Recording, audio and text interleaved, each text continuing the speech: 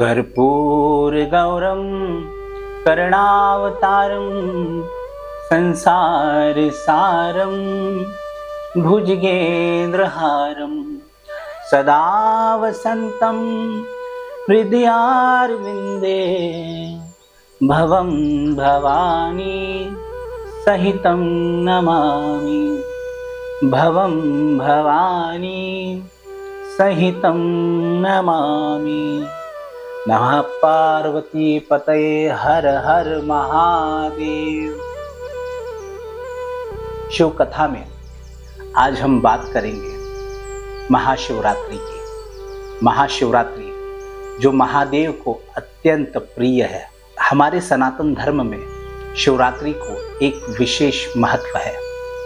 निरंतर 1 वर्ष तक महादेव की पूजा अर्चना करने से जो फल प्राप्त होता है वह केवल शिवरात्रि के दिन व्रत और पूजन करने से प्राप्त हो सकता है।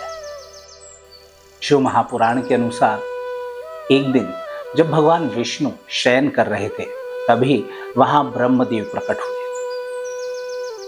ब्रह्मदेव और भगवान विष्णु में वार्तालाप शुरू हुई। वार्तालाप इस विषय में थी कि उन दोनों में से कौन श्रेष्ठ है। वही वार्तालाप धीरे धीरे विवाद बन गई और दोनों में युद्ध होने लगा। तभी वहां एक विशाल ज्योति स्तंभ प्रकट हुआ। दोनों को बहुत आश्चर्य हुआ। फिर दोनों ने यह निर्णय लिया कि जो इस ज्योति स्तंभ की सबसे पहले ऊंचाई और गहराई का पता लगाएगा वही श्रेष्ठ माना जाएगा। और भगवान विष्णु उस ज्योति स्तंभ की गहराई का पता लगाने गए और ब्रह्मदेव उस ज्योति स्तंभ की ऊंचाई का। यह क्रम हजारों वर्षों तक चलता रहा पर दोनों उस ज्योति स्तंभ की गहराई और ऊंचाई का पता नहीं लगा पाए। ब्रह्मदेव नीचे की ओर आते समय उन्हें केतकी का पुष्प मिला। उस केतकी के पुष्प को ब्रह्मदेव ने अपनी तरफ मिला लिया। जब वह दोनों मिले तो भगवान विष्णु ने अपनी हार स्वीकार कर ली कि वह उस ज्योति स्तंभ की गहराई का पता नहीं लगा पाए। परंतु ब्रह्मदेव ने झूठ कहा कि मैंने उस ज्योति स्तंभ की ऊंचाई का पता लगा लिया है। भगवान विष्णु की सत्य निष्ठा देखकर महादेव ने भगवान विष्णु को अपनी समानता प्रदान की और काल भैरव को आज्ञा दी। काल भैरव ने ब्रह्मदेव का एक सर काट दिया। महादेव ब्रह्मदेव पर क्रोधित हुए। महादेव ने कहा कि ब्रह्मदेव आपके कहीं पर भी मंदिर नहीं होंगे और आपकी कहीं पर पूजा नहीं की जाएगी। केतकी से कहा कि अब किसी भी पूजा में तुम्हारा स्थान नहीं होगा। ब्रह्मदेव और केतकी ने भोलेनाथ से क्षमा याचना की। भोलेनाथ तो बहुत भोले हैं। भोलेनाथ अपने भक्तों की भूल को क्षमा कर देते हैं। उन्होंने दोनों को क्षमा कर दिया और ब्रह्मदेव को आशीर्वाद दिया कि आपके बिना कोई यज्ञ पूर्ण नहीं हो सकता। आपको यज्ञ में स्थान दिया जाता है। और केतकी को कहा मेरे अलावा अन्य सभी देवी देवताओं की पूजा में तुम्हारा स्थान होगा। इस कथा के विषय में स्वयं नंदी महाराज कहते हैं कि इस घटना के बाद ब्रह्मा और विष्णु महादेव के दाएं और बाएं चुपचाप खड़े हो गए और महादेव को एक विशेष आसन पर स्थापित करके उनका पूजन करने लगे। ब्रह्मा और विष्णु विभिन्न पवित्र वस्तुओं द्वारा भगवान महादेव का पूजन करने लगे, उनका ध्यान करने लगे, उनकी स्तुति करने लगे। ब्रह्मा और विष्णु की भक्ति देखकर महादेव अति प्रसन्न हुए और महादेव ने कहा फाल्गुन मास की कृष्ण पक्ष की चतुर्दशी यह एक महान दिन है। यह दिन महाशिवरात्रि के नाम से प्रसिद्ध होगा। आज का यह दिन परम पवित्र और महान दिन है। यह तिथि शिवरात्रि के नाम से विख्यात होकर मेरे लिए परम प्रिय होगी। महादेव स्वयं कह रहे हैं यह तिथि मेरे लिए परम प्रिय होगी। महादेव कहते हैं कि जो भी भक्त महाशिवरात्रि के दिन मेरा व्रत करेगा, पूजन करेगा, मेरा ध्यान करेगा, मेरी भक्ति करेगा, उसके सभी मनोरथ पूर्ण होंगे और वह जगत की सृष्टि और पालन भी कर सकता है।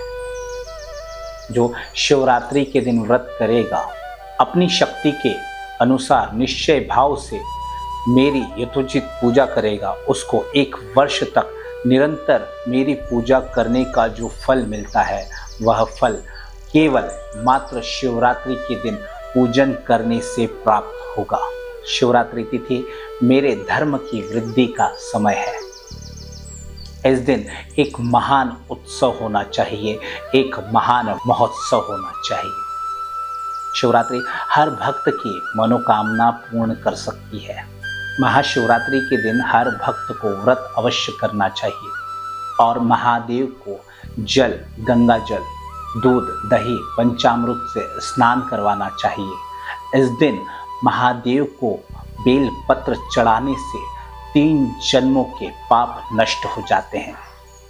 ऐसा विशेष पर्व है महाशिवरात्रि। हमें इस महाशिवरात्रि का महत्व समझना चाहिए। हमारे लिए, मनुष्य के लिए यह महाशिवरात्रि कितनी महत्वपूर्ण है। यह जरूरी नहीं कि हमें महादेव की पूजा उपासना किसी मंदिर जाकर ही करनी है। उनकी पूजा उपासना हम अपने घर में भी कर सकते हैं, क्योंकि शिवरात्रि के दिन महादेव के सभी मंदिरों में भक्तों की भीड़ होती है। यह पूजा आप अपने घर में भी कर सकते हैं। उन्हें जल, दूध आदि वस्तुएं अर्पण कर सकते हैं। अगर आपके घर में शिवलिंग नहीं है तो पार्थिव शिवलिंग यानी मिट्टी का शिवलिंग बनाकर पूजा उपासना भी शिव महापुराण के अनुसार श्रेष्ठ मानी गई है।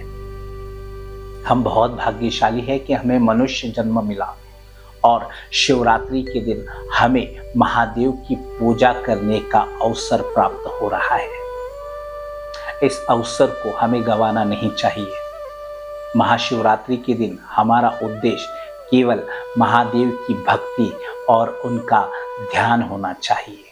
हम यथाशक्ति महादेव का पूजन करें, उनका अभिषेक करें, पर हमें सबसे महत्वपूर्ण बात यह याद रखनी है कि हम महादेव को चाहे कितनी ही श्रेष्ठ से श्रेष्ठ वस्तुएं अर्पण करें, पर हमें महादेव को हमारा भाव भी अर्पण करना है, क्योंकि महादेव केवल भक्त के भाव के भूखे हैं। हम कितना ही अभिषेक कर ले, कितनी ही पूजा उपासना कर ले, कितनी भी भक्ति कर ले, पर हमारे मन में अगर भाव नहीं होगा तो हमारी पूजा अर्चना स्वीकार नहीं की जाएगी, क्योंकि भगवान में भाव के बिना सारी पूजा व्यर्थ होती है। इस दिन हमें पूर्ण श्रद्धा और भक्ति से महादेव की आराधना करनी चाहिए। ऐसा करने से महादेव की कृपा, उनका आशीर्वाद हम पर सदैव बना रहेगा और महादेव हमें सुख, शांति, समृद्धि और मोक्ष प्रदान करेंगे। इसीलिए इस महान पवित्र महाशिवरात्रि के दिन का महत्व समझिए। महादेव की यथाशक्ति पूजन और भक्ति कीजिए और अपने जीवन को सार्थक बनाइए। हर हर महादेव।